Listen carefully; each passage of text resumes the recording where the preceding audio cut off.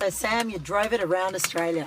I did. It's not the most likely car to drive around Australia. No, but it was actually very comfortable, if I'm honest. I think Holden have done a really good job of lifting the interior, and they've used really good materials all over, and it's definitely a step up from the old car. It's a great level of finish, and I love their perforated leather. I love the top stitch. I love the little sneaky racing stripe of Alcantara down the middle.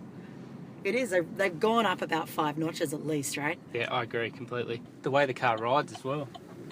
I love the way the car drives. Overall, I love the way it rides as a passenger. I think it's super comfy.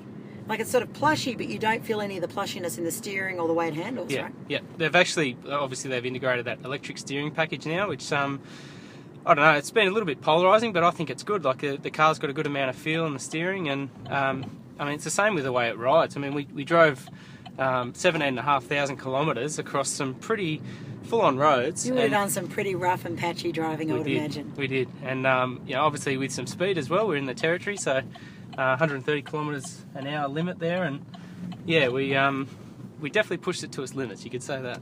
I do think it gives the Europeans a run for their money.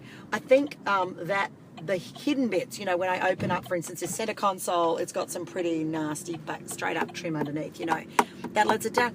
But the price is fantastic. Yeah. And, you know, I think when the Europeans are routinely double the price, what are we, 47 grand, just a little under? Yep.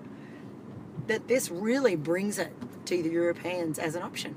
And the thing to remember with this car too is that $46,990 is a great deal. It's actually $10,000 cheaper than the predecessor. So when you consider that up against European cars, what they start, you know, early 60s for the basic model, it's it looks pretty good on paper, doesn't it? Yeah, plus our basic model, so that sub 47 price is you're getting the sunroof, you're getting all sorts of mod cons that again are optional extras on most of its European rivals. Yep. So I think Holden has done a terrific job of really upping the ante on this car. Unlike most sedans, the middle seat is actually sittable. Yep. It's wide enough and it's actually comfy enough to work as a middle seat. Yeah, I think I would like to see split fold seats, you know, in a car in this day and age. Though. I know I want to see them. Oh, it's a good big boot, and I love that the boot actually opens just past 90 degrees. Yeah. That's super useful. I love the lazy big 6-cylinder engine. I think it works really well. So do I. Well, I think you should give me a go. I mean, would you be happy to pay for the fuel consumption? 9 litre average, but I mean... What did you guys find, real life? Was it anywhere near that?